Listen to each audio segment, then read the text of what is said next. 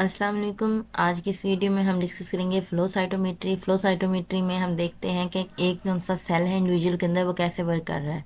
हमें ऑर्गन की वर्किंग्स का पता होता है, लेकिन इंडिविजुअल सेल के क्या अंदर क्या हो रहा है उसकी स्टडी करने के लिए हम यूज़ करते हैं फ्लो साइटोमेट्री। लेट्स सपोज जिस तरह ब्लड के अंदर हम देखते हैं ब्लड के सेल जो से डिफरेंट हैं, कौन सी टाइप के सेल प्रेजेंट है और उनकी जो सी है इंटरनल और एक्सटर्नल प्रोफाइल क्या है, इसका भी हमें इसके ज़रिए पता चल सकता है। ठीक है, अब इसकी एग्जांपल हम इस तरह लेते हैं, जिस तरह हम ग्रोसरी स्टोर के अंदर हैं तो हमने ग्रोसरी की, तो वहाँ पे जो सा हम आइटम्स के बिलिंग करते हैं तो वो लेज़र के थ्रू जो है उनके बारकोड्स को आइडेंटिफाई करके उनकी बिलिंग हो रही है। ठीक है, हम उनका आइटम्स की काउंट कर सकते हैं। इसके साथ साथ जो है आइटम का हम वेट भी काउंट कर सकते हैं। ठीक है, वेट भी हमें बताया जा सकता है। तो वेट क्या है, ये हमें एक्स्ट्रा चीज़ बताई गई है। इसी तरह हम देखें कि अगर हमारे पास सिट्रस फ्रूट है, हमारे पास शॉपिंग करने गए हमने सिट्रस फ्रूट खरीदे हैं, उसके अंदर हमारे पास दो फ्रूट हैं, दो तरह के हैं। एक हमारे पास ऑरेंज है, दूसरा हमारे पास क्या है, ग्रेप फ्रूट है। ठीक है, ये वाले जो से हैं अब सेम है फ्रूट, इनका जो सा है शेप सेम है, आइटम सेम है, कैटेगरी इनकी सेम है। इनके ऊपर जो से छोटे छोटे बार कोड्स लगे हुए हैं, ये बार कोड्स के जरिए हम ना इनको आइडेंटिफाई करते हैं कि ये कौन सा फ्रूट है, ये ग्रेप फ्रूट है या फिर ऑरेंज है। तो ये बार कोड जो से हैं ये हमें इंफॉर्मेशन दे रहे होते हैं कि जी ये इस टाइम ये वाला फ्रूट जा रहा है। सेम यही होता है फ्लो साइटोमेट्री में। हमारे पास जो से सेल्स हैं वो साइटोमेट्री में फ्लो करते हैं, लेज़र मौजूद होती है, लेज़र के अंदर से वो पास करते हैं जब तो हमें पता चल जाता है कि इनके प्रोफाइल क्या है। इनके ऊपर अब बार कोड तो मौजूद नहीं होते सेल्स के ऊपर। ठीक है, सेल्स के ऊपर ये नहीं होता कि बार कोड हूँ और हमें पता चल जाए कि कौन सा सेल जा रहा है, तो हमारे पास इस तरह की कोई चीज़ नहीं होती, लेकिन हम सेल को आइडेंटिफाई कर सकते हैं। अब हम लेते हैं, हमारे पास ग्रेप फ्रूट है और ऑरेंज है, दोनों जो से देखने में सिमिलर हैं, लेकिन जो क्या है उनका इंटरनल स्ट्रक्चर एक दूसरे से डिफरेंट है। देखें, एक का जो सा है ऑरेंज है, दूसरा अंदर से रेड है, तो इनके ऊपर जो से है डिफरेंट बार कोड्स लगेंगे। अब बाहर से देखने से नहीं पता, लेकिन इंटरनल स्ट्रक्चर डिफरेंट है, इसकी वजह से हमने इनको डिफरेंट बार कोड से टैग कर दिया, ताकि हम इनको जब भी हम बार कोड से गुजारे हम इनको आइडेंटिफाई कर सकें, सो लेजर से गुजारें। इसी तरह हमारी बॉडी के अंदर सेल्स होते हैं, बहुत सेल जो हैं देखने में सेम होते हैं लेकिन उनका स्ट्रक्चर डिफरेंट होता है। वो जो सा है ये चेंज जो सी है वो एक्सटर्नल भी हो सकती है, इंटरनल चेंज भी हो सकती है। एक्सटर्नल चेंज जो सी है वो शेप की बेस पे भी हो सकती है, या फिर रिसेप्टर जो इनके ऊपर अटैच होते हैं उसकी बेस पे हो सकती है। और जो इंटरनल चेंज है वो हमारे उसके अंदर स्पेसिफिक ऑर्गेनेल मौजूद हो सकते हैं या फिर प्रोटीन मौजूद हो सकते हैं, जिसकी वजह से एक दूसरे डिफरेंट है। जिस तरह फ्रूट के ऊपर बारकोड लगे होते हैं वो एक दूसरे से डिफरेंट हैं, तो इनके इंटरनल स्ट्रक्चर चेंज होने की वजह से हम उनको बारकोड के बेस पे आइडेंटिफाई कर सकते हैं। इसी तरह हम चाहते हैं कि हमारे सेल्स के ऊपर भी कोई ना कोई बारकोड मौजूद हो, जिसकी वजह से हम उनको डिफ्रेंशिएट कर सकें, हमें पता चल सके कि ये डिफरेंट सेल है, एक दूसरे से डिफरेंट है, या इनके अंदर कौन सी इमरजेंसी चेंजेस हैं वो एक दूसरे में मौजूद हैं। अब हम देखते हैं कि ये वर्क किस तरह करता है। तो अब हमारे पास क्या है, फ्लो साइटोमेट्री के अंदर उनको रन करने के लिए जब हम रन करते हैं तो हमारे पास बार कोड मौजूद नहीं होते, हम इन प्लास्टिक चिप्स को सेल्स के ऊपर अटैच नहीं कर सकते। तो फिर हम चाहते हैं कि हमारे पास ऐसी चीज़ें हों, ऐसे स्ट्रक्चर हों जिससे हम इनको आइडेंटिफाई कर सकें। तो इसके लिए हमारे पास एंटीबॉडीज़ होती हैं, डिफरेंट एंटीबॉडीज़ होती हैं हम डिफरेंट सेल रिसेप्टर के लिए। हमने कहा कि हमारे सेल के ऊपर जो रिसेप्टर है वो स्पेसिफिक होते हैं, तो उनके ऊपर स्पेसिफिक टाइप की ही एंटीबॉडी आके अटैच होती है। तो वो एंटीबॉडी जब अटैच होती है तो उस एंटीबॉडी के जरिए हम इसको आइडेंटिफाई कर सकते हैं कि हमारे पास ये वाला सेल कौन सा सेल है।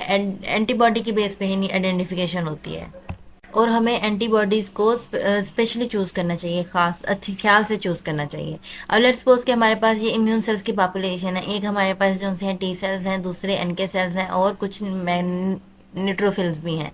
तो अब इनके लिए हमारे पास क्या है, डिफरेंट एंटीबॉडीज़ होगी।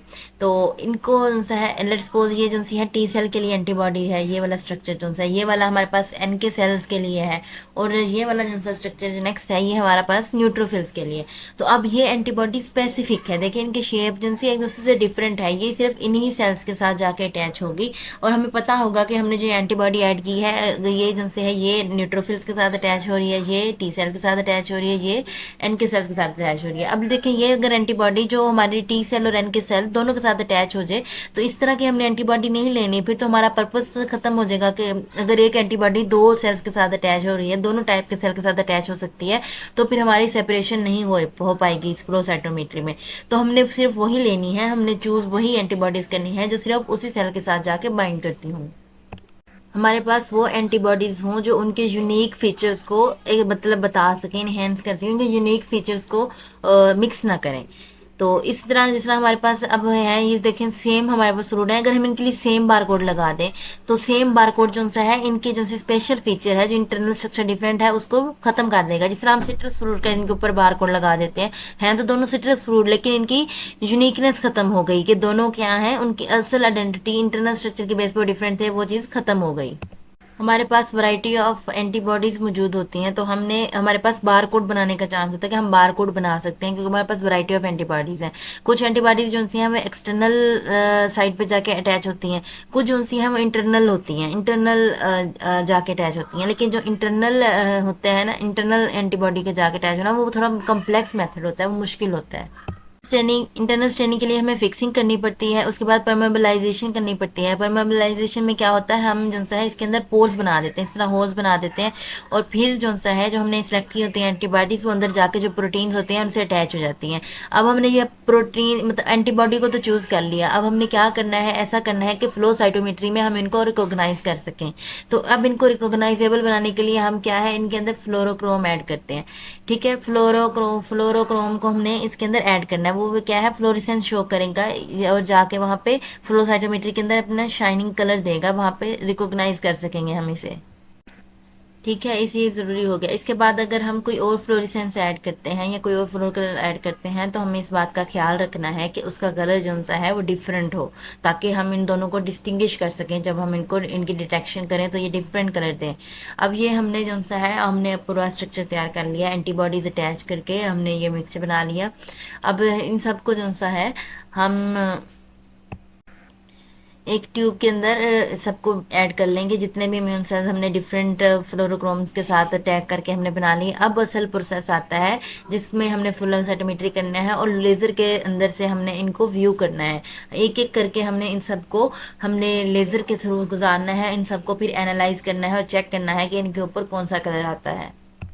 हमने कहा कि हम फ्लोरोसाइटोमेट्री के अंदर हम है इंडिविजुअल सेल की चेक करते हैं कि एक एक सेल की प्रॉपर्टी क्या है, उसकी आइडेंटिटी क्या है। तो उसको हम एक एक सेल को यहाँ से गुजारेंगे, फिर उसके अंदर हम उसके सारी कैरेक्टरिस्टिक उसका कलर के बेस पर डिपेंड करेंगे, फिर हमें पता चल जाएगा उसका साइज़ क्या है, उसके अंदर कौन सी स्पेशलाइजेशन है। ये सब कुछ जो सा है डिटेक्टर जब लेज़र के थ्रू गुजरेंगे तो वो सब कुछ आइडेंटिफाई हो जाएगा।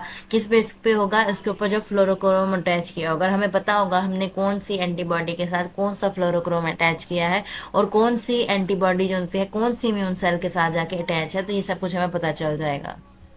ये हमारे पास फ्लो साइटोमेट्री का सिंपल कंसेप्ट था, इसके अंदर हर चीज़ आपको बता दी गई है।